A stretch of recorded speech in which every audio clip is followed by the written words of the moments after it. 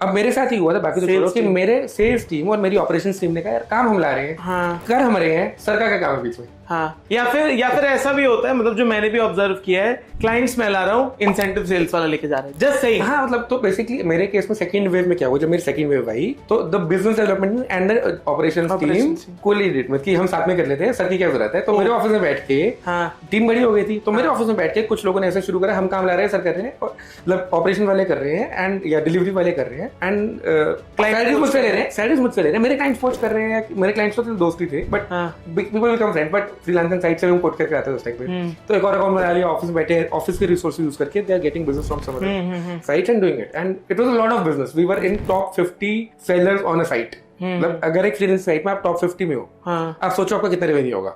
ठीक है, तो उस लेवल पे ये जब हुआ तो अब मुझे बैलेंस करना नहीं, कोई स्ट्रक्चर नहीं था, and I personally I had to let go of everyone, छोड़ दो, देखी जाएगी, दोबारा करेंगे।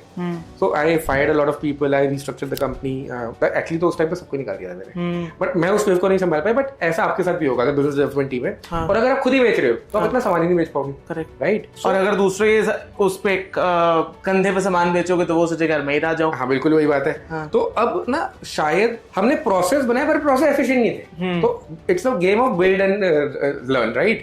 तो होता है ना वाटरफॉल मॉडल, इंजीनियरिंग पढ़ोगे, करा टूटा फिर जोड़ा, फिर जोड़ा। सो सेकंड वेव के बाद तीसरे साल के बाद आपको समझ आएगा कि अब ना मेरे खर्चे बढ़ गए हैं, क्लाइंट्स भी हैं, बट चीजें कंट्रोल के बाहर है।